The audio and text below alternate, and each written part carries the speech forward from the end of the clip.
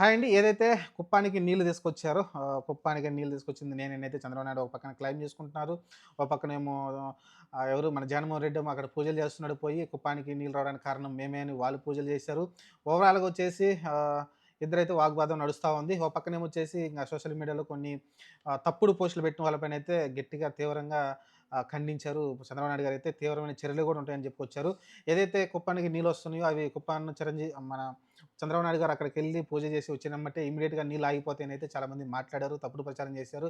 కాలువలన్నీ ఎండిపోయినియి. చంద్రబాబు నాయుడు గారు just photo pose కోసం మాత్రమే ఆ నీళ్లు పంపారనైతే కొన్ని సోషల్ మీడియాలో వస్తా ఉన్నాయంట.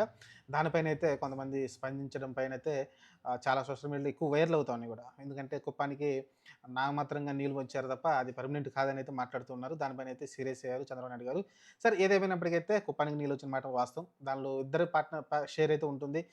ఒకప్పుడు జగన్మోహన్ రెడ్డి గూడా కాలువలన్నీ చేయడానికి వాటన్నిటికి గూడా ఆయన గూడా సహకారం అందించాడు.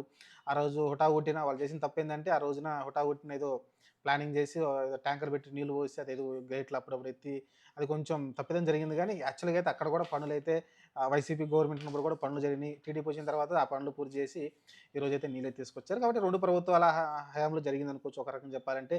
పూర్తిగా చంద్రబాబు నాయుడుకి ఇవ్వలేము. పూర్తిగా ఆహ్, జగన్‌కి ఇవ్వలేము కాబట్టి నా ఒపీనియన్ అది. ఓవరాల్‌గా చూసుకుంటే ఏదైనప్పటికైతే కుప్పానికి నీళ్ళు రావడం అనేది సంతోషకరమైన విషయం. ఎవరు తెచ్చినా, ఏది తెచ్చినా ప్రజలైతే సంతోషంగా ఉంటారు. సరే ఇంగ పార్టీలైతే ఇంగ ఎప్పుడు గొడవ పడుతూనే ఉంటాయి. హైటెక్ సిటీ కట్టింది నేనే అని చంద్రబాబు చెప్పుకుంటా ఉంటాడు.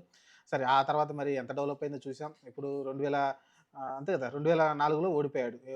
2004లో చంద్రబాబు నాయుడు అసలు సీఎంగా లేరు. దాని తర్వాత ఎంతయిందండి? దాదాపు ఎన్ని సంవత్సరాలు? 20 సంవత్సరాలు అవుతుంది కదా! అటు ఇటుగా.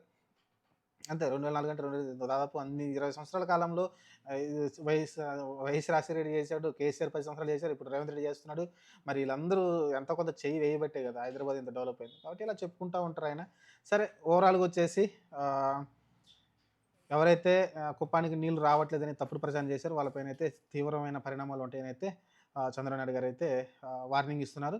నిజం, నిజం చెప్పండి. ఎందుకు అక్కడున్న లోకల్ వాళ్ళు ఖచ్చితంగా నీళ్ళున్నాయో లేదో అయితే అక్కడికెళ్లి చూడండి. లేని దాన్ని ఉన్నట్టు, ఉన్నదాన్ని లేనట్టు చూపించడం ఎందుకని చెప్పండి నాకర్థం కాదు. సర్లే కానియండి ఇలాంటివి జరుగుతూనే ఉంటాయి పార్టీల్లో. సరే ఏదేమైనప్పటికైతే మంచి విషయం కుప్పానికి నీళ్ళు రావడం.